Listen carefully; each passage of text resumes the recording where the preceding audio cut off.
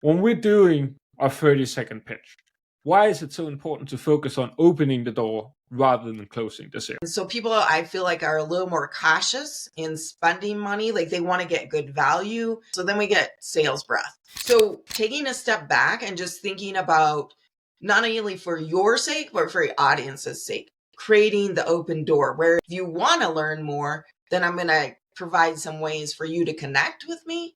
But it's not this, you got to buy, or I don't want to sell anything. At the end of the day, we all are selling something. Do you want to be able to captivate an audience within 30 seconds? Then this chapter of the Business Library is just for you, because we're going to be covering the 5 steps that Leslie has in her free course, Captivating in 30 Seconds, homing your introduction. So for the people that want a detailed subscription of whatever we're speaking about, go down in the description, show notes. So to start us off, Leslie, why did you choose to actually put everything into a course? That's a great question, right? But I think really a course makes it so much more accessible. Like there's lots of people doing storytelling. There's probably some even doing it like I'm doing it, right? But the more people we can reach, and the truth is, if you're not clear on your messaging, you could cure diabetes. You could do all sorts of amazing things, but people don't understand that. It's going to be an idea that's dead in the water. And I would love to, wouldn't you love to participate or be part of changing the 80-20 so that 80% of entrepreneurs succeed instead of 20? So I think it's one of those things of the more people we can help and set up with some simple strategies to at least increase the likelihood of being successful.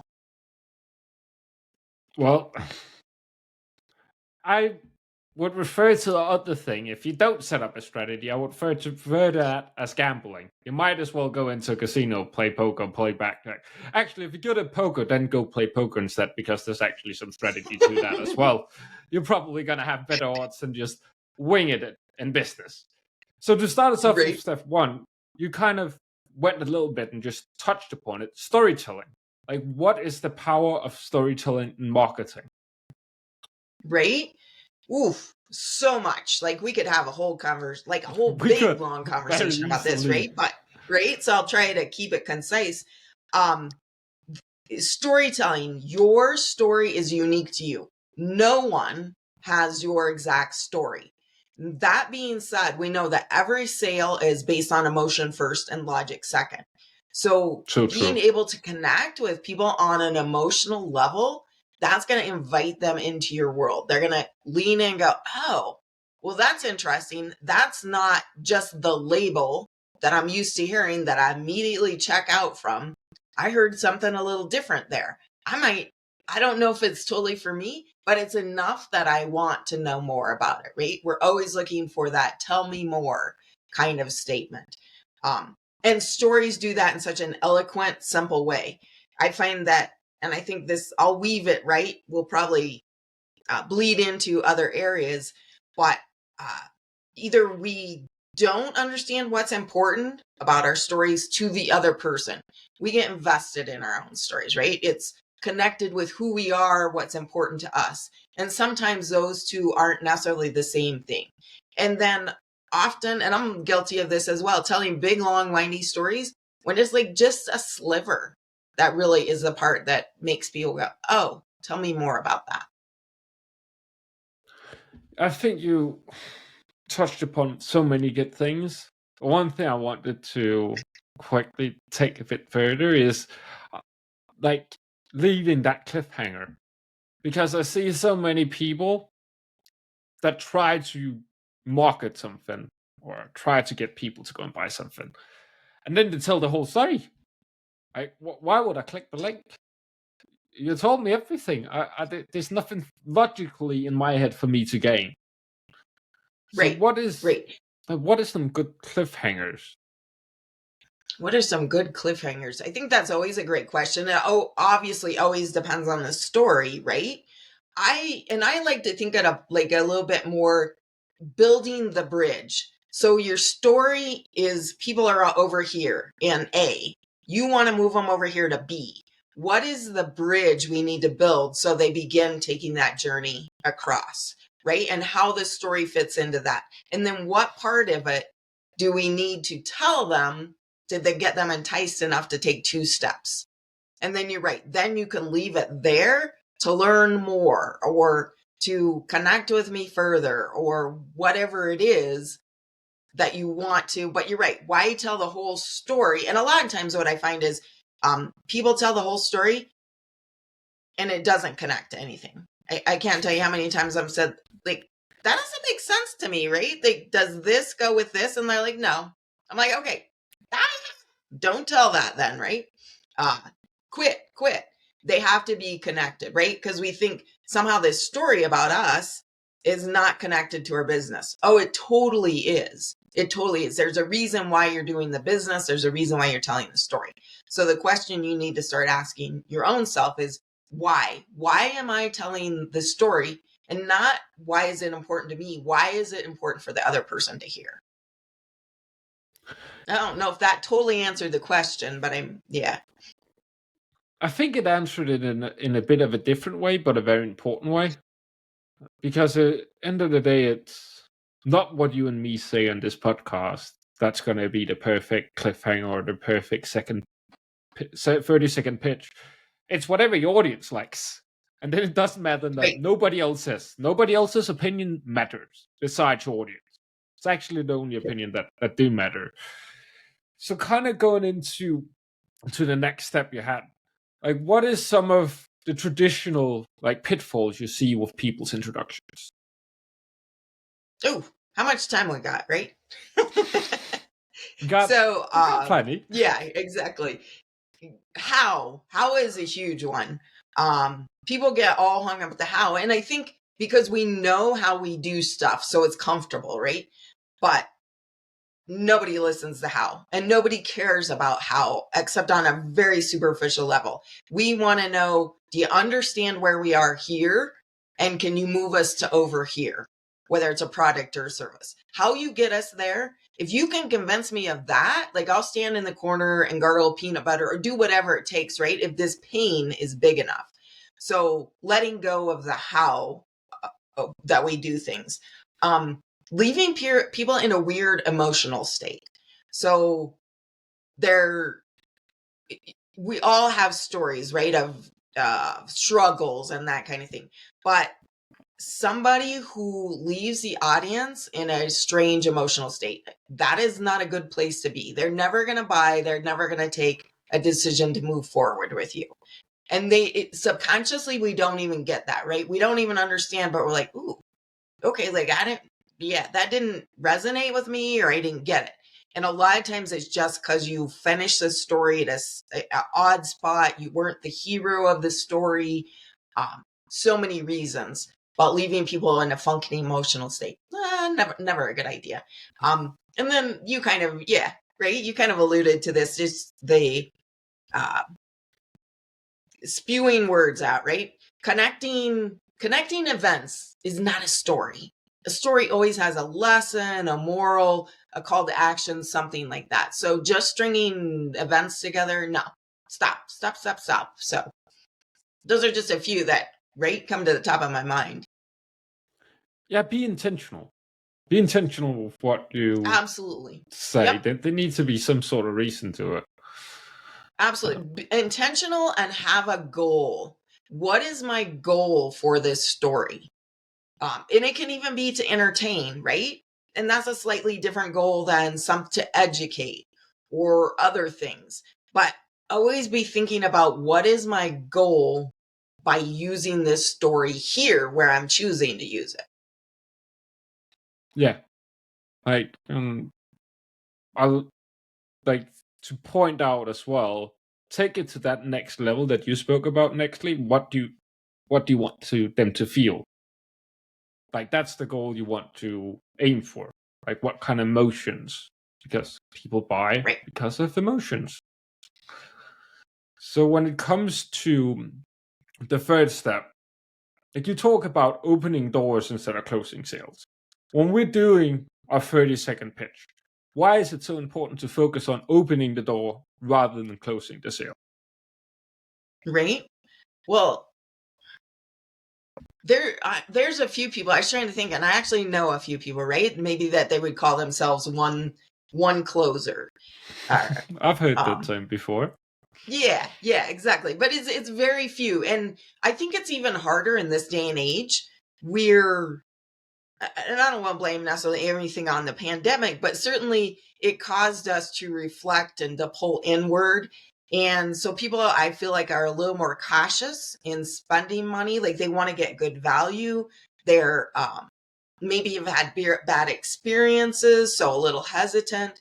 So I advise, I think the other thing is entrepreneurs, we get all hung up in our heads, right? Like we got to sell. So then we get sales breath or commission breath, right? Nobody wants that on them.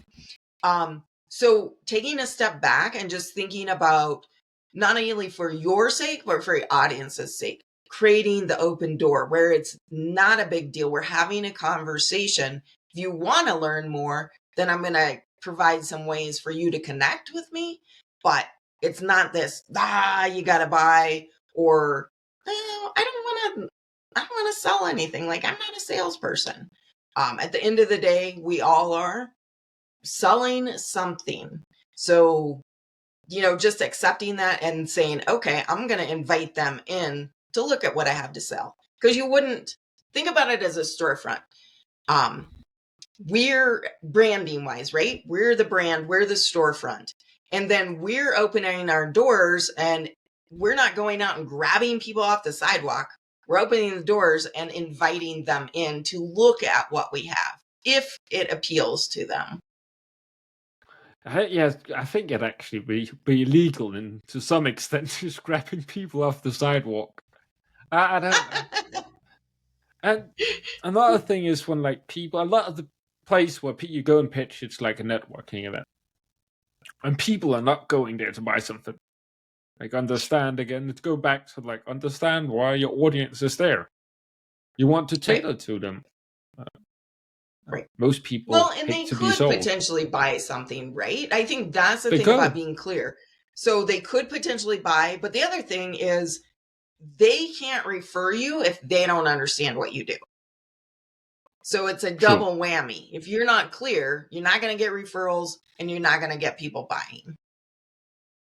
Yeah, confused people tend to leave very little money at the checkout. Yeah, it's not Think of your own brain, right? Like I know mine. If I got more than 2 decisions, I'm like, oh, I'm out. I've worked in retail in the past, and I've have a couple examples in my early career. There's this, and then people just turn off, or just out of nowhere they're not interested in buying anything because they're confused. You want to take them through a logical journey, telling the story. Right. Yeah. And it gives, I think the thing about stories, it really gives you a framework, right? It's a simple strategy that applies to anything and everything. And once you get clear on your own story, then it really simplifies your marketing. And I tell people then everything that happens in your life can become a lesson, can become something that you can post on wherever. Yeah, normally those heartfelt, the deep stories about yourself, that's the best. Sure. You've kind of went naturally on to step 4, which is about what makes you special and unique. So how do we go out and find our unique factors? Because I think one of the things, going out speaking to a lot of people, it's hidden. You don't realize what people like most about your story. You just, it's a given. Oh, okay. You actually throw it in there once. And I do think that is sometimes difficult. So I added some questions in there to start you thinking about that from maybe a different perspective. But I find it really interesting that people I work with, everybody says the right words if you listen carefully enough and you allow people to talk if you're curious. So I think for me, my super skills are being very curious and listening super attentively, and you start to hear the patterns of what people say. But they typically know their unique talents and skills. I think it's one of two things. It's either the weeds in our head made it so we don't see it, and sometimes we don't want to acknowledge it. Right? We're like, oh, I don't know if I'm really that. No, like own it, right? Own it. But I think there is that sometimes hesitation to own some of our own uniqueness and specialness, because then it does make us stand out, right? It's a double-edged sword. Like, we know we got to stand out, but if we're a little bit vulnerable, maybe we don't want to stand out that much. I got a few tips and tricks when it comes to that, but it's not comfortable. It involves doing something that just sucks. Like going out and intentionally just doing things that sucks. There's a lot of benefits to it. It's not fun, but it works. Absolutely, right? Yeah. And yep, just that's jumping in the great deep story end to tell. Yeah. Like telling the story about you doing. I have like one where I intentionally last winter went out and did push-ups in the snow just because how freezing it is. And it's not the point of the push-ups. It's not the point. The push-ups doesn't really matter. It's the point of doing push-ups in the snow. It's the snow that's that part. And people like that story because it's different. I think that's the most important part. And going out and just telling parts of your story and then seeing what sticks. Because how else are you really going to test it? Right? Well, and that is a great thing about networking, is you have the ability to test your story out, and on some platforms, really a bunch of people very quickly, right? Yeah. So it's a beautiful thing. And you're absolutely right. You go out and you test and you watch how people respond and you go, that didn't work. That didn't work. Switch it up. Oh, maybe that worked a little bit. Let's start tweaking that. Yeah, sometimes you see the audience, it didn't really stick. Right. I have I'll give my pitch a little bit later and then we'll have you go over it. But I had a part of my pitch has to do with Vikings and stuff like that because I'm Danish. I went to a networking event and the room I got into and unintentionally was filled with people from Ireland and England. Viking joke didn't go as well at this wedding with Americans. They didn't appreciate it very much. That wasn't the right audience. Like, most people at that networking event loves it because they're not the victims of what actually happened back then. It's a long time ago, but it kind of removes some of the fun. Apparently. I would think so. I would think the reaction you were expecting, you didn't get, right? Not at all. Not at all. Very quiet laugh and kind of, yeah. Right. You're like, oh, rats in my head. I have to make a new one specifically for that part of the world because my traditional one doesn't work. So when it comes to actually like telling our story, exploring our passions, our values, our strengths, like that's step 5. What is some of the good ways to go out there and show it in the right light? And show it in the right light? Yeah. Well, the other thing I think that is a good place is social media. We all do it. So why not just start seeing if something resonates, if it doesn't? Everybody's speaking these days. Start creating a story or little parts of stories that illustrate what you do. The other great thing, right, about stories, you can use it for sales. So you could tell a story of how you help someone, and it's very innocuous, but it has a very clear point, right? You're illustrating your skills, your ability to help others. So I think there's multiple ways that you can begin using your stories. Certainly books are great, even collaboration books, right? And I'm a huge fan of collaboration books. I'm a huge fan, let's face it, of collaboration. I just think it's the way of the world. But yeah, there's all sorts of opportunities to begin sharing that. and testing it out really too, right? Because you always want to test it a little bit. I what I was gonna say is I think after you get over your one or two stories, then you understand kind of going through the process, and maybe that's a little more involved than necessarily just the introduction, right? But Yep. a little different strategy. But once you do that, then you start to, it like opens up your world. You start to see, oh gosh, like this is a story that I'd never thought about that I could use. And this is one that maybe doesn't have any importance. Because the stories we think are important, like Gloria Steinem has always been the voice in my head. And I grew up in a very conservative, religious conservative community.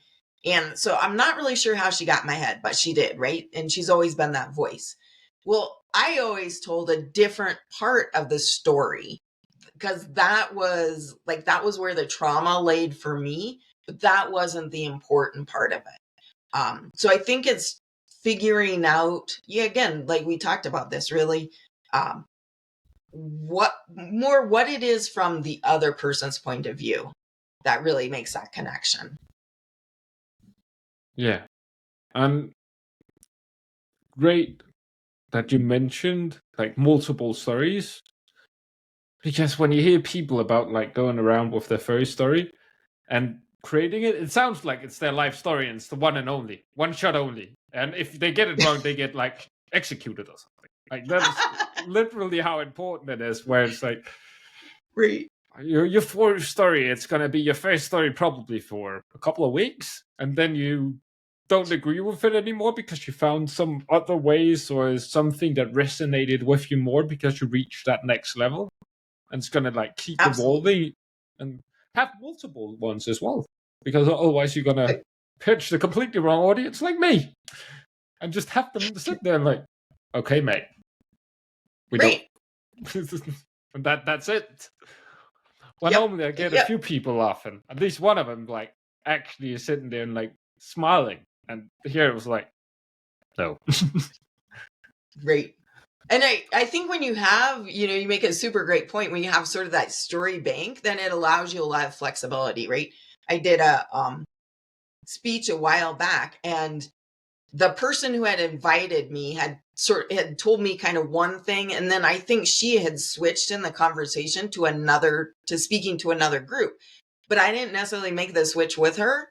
And so fortunately I got to the meeting a little bit early, and I'm like, I don't think this is a group that I thought I was going to speak to. So, I whipped out my speech and did a little revising and editing. You're talking about that. Similar stories, obviously, but changing the intent a little bit. But I think when you have kind of those stories that you rely on and certainly cycle through, then you have 3 or 4 and you go, oh, I'm on a podcast. I could use this story, and this story. It just gives you a lot more flexibility and confidence too. Yeah. It gives you also like a deeper insight into yourself.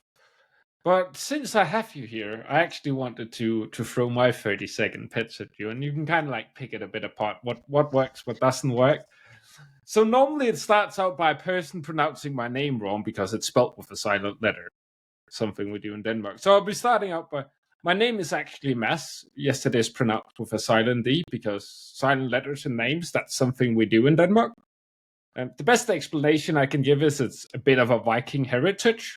Fortunate for you guys, it's the only bit we have left. It's not fashionable to be a Viking anymore, so I decided to help coaches and online educators repurpose their long format content so they get more exposure with no extra work. And then I will change out the ending depending on the room, what kind of fits. Right. Yeah. No, I think that sounds great. I mean, it's very clear about who you help. Yeah, I can see the Viking thing could potentially like go one or two ways and squirrel you off, right? It does. It's either or. You get an amazing reaction of people looking at you. What? Luckily, exactly. Vikings are like in fashion in a lot of the world because of all the great Viking shows. So I want Oh, people to no. keep making them because a lot of people like generally love Vikings. Like, the first time I threw it up with Vikings is out of fashion. They were like, nope, and I was like, yes, you can't do a lot of the stuff anymore. It's not okay. Right. Well, and maybe that's the piece, right? Is connecting Vikings that way, or connecting to a particular show or character or something that it really anchors, right? Because I think what happens is it's just a little bit of departure from expectation, which is good as long as we make that switch with you. Now, some people are going to Yes. be able to make that switch, and some people are like, I don't get it. Like Vikings, what? How did Vikings? Yeah, Yeah, I but think it again, like, yeah, like that's in a way it's like a qualifier for me because I know people that's gonna at least like giggle a little bit at that joke and like well, I can appreciate it and see the funny why it's a little bit funny. Like that's the type of people I prefer speaking to. If you don't understand that joke, then our humor is probably a bit different. And a big part for me in business is actually humor and having fun. Because then I want right, to do it. Like having this podcast is amazing fun. So I want to make a podcast. I don't have to make a podcast. right, yeah, So that I unintentionally now that we're speaking about it, I guess it's actually kind of a qualifying step. sure, absolutely, and that is totally great, right? Not everybody is everybody's cup of tea, and that's also why I tell people like hone in on your message. You can't help everybody.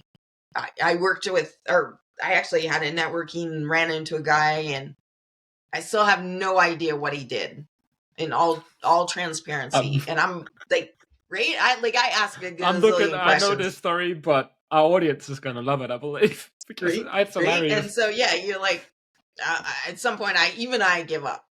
And he, so I was like, okay, well, I still don't get what you do, but who could I refer you to? And he said, well, I can help everybody. Okay. In my head, I'm like, and I think I flat out said, I was like, we could argue that. I don't have the time, but I can't refer you to everybody. There's the bottom line. And so I think people, that's one of the other reasons to be very clear, right? You can't help everybody, you can't be referred to everybody. And I've kind of experienced every time, like I've niched down and got more specific with what I do. People have become more interested because it's like, okay, this guy knows what he's doing because there's a reason why he's only helping these specific type of people. Bingo. And I love that you said that because I agree as well that it doesn't make sense logically, right? In our heads that the narrow you get, the wider your net becomes, but it's absolutely true. And I think you did hit on it is the confidence and they see that you're an expert, right? Because experts tend yes, to narrow down. So I think it's kind of a dual thing. But yeah, I totally agree. like for example, like the doctors that make the most amount of money in Denmark, they only operate on one very, very, very, very specific part of the body. They don't touch the rest. They let other Yeah, people that's better than them do that. And that's why right, you get paid a lot of money because you're doing something very specific. I think right. it comes down to what kind of business do you want to have. Is it more of like a hobby thing where you just want to have fun and try things out, knock yourself out, try and help everybody? But if you actually want to build something meaningful, then like niche down. And one thing I want to include while saying niche down, just the same with the story, just because you niche down don't mean you forget everything else. You can still do everything else. It's just your foot in the door. Great, And the great. final thing I kind of had written down was, for me, there's like a big difference in like a written pitch and a spoken pitch because it just comes across very differently. How do you view that? What's your opinion on that? Those two different types of pitching and the difference within them. Right? That's a great question. I see less of a difference, probably. although again, like it's kind of going to depend on the platform or the context, right? But I think once you're clear on your messaging, it creates some consistency across your voice, whether it's written or spoken. So yeah, so I would tend to, so like I give everybody everything the spoken test, right? Saying it out loud and just because sometimes you like words look good on a page and then you say them, you're like, ugh, it's like, ugh, like my tongue, I can't wrap it around that or whatever. So yeah, I really feel like they're kind of two pockets on the same pair of pants, if you will. Yeah. And really that consistency of written to verbal. It also, again, simplifies and increases your confidence when you sound the same everywhere. Yeah. Don't change them too much. I just think you can, in my eyes, add a little bit more context to written pitch than you can like a spoken pitch. Right? And sometimes the reverse too, depending on, again, like what the context is. If you're giving a 45-minute speech, then maybe you only want to use 2 stories, but you kind of beef them up, right? Because they have some meat behind them. So yeah, I think that's a super valid point of really depends on what. But the other thing I love, you can just take little pieces out, right? And mix them together then too. It doesn't have to be the whole thing, or it has to always be in this specific order. It's your story. You decide what to do with it. That's the good thing about it. And make up a different ending, right? Make up an ending that you love, that you're excited to tell, if the one that the story is attached to is not. So I think that's the other thing. Like, it's your story. Do whatever you want. Yeah. I think that's a very good time to kind of wrap everything up. But before we do that, where, besides, of course, checking out your course, but where else can the people listening or watching this check you out, Leslie? Certainly. So they can get hold of me at Leslie at wildwomanmarketing.com. My company's Wild Woman Marketing. You can also go there to the website. Ample opportunities to get hold of me there. LeslieCaps.com would have all the ways to connect with me as well. And I guess I have I can't even remember what it's called now, like 5 secrets, right? So we've talked about some of that, but also some of that mindset about stories or introductions. And that's at freegiftfromles.com. So FREE gift, GIFT, from FROM les.com. So like all sorts of opportunities to come into my world, right? I would recommend people to do it because I have checked out the course, and I love how thought out it is, and like the stuff like the extras and where you've written it out and like the notes. It looks fantastic. It's just like that little bit extra that I can appreciate. Well, thank you. Well, I appreciate that. Yeah, thank you. And Because I really do. I think it starts with the introduction, right? And then once you can get that nailed, then you can move on to bigger things and simpler and more exciting opportunities. Exactly. And all the links that Leslie mentioned is, of course, also down below.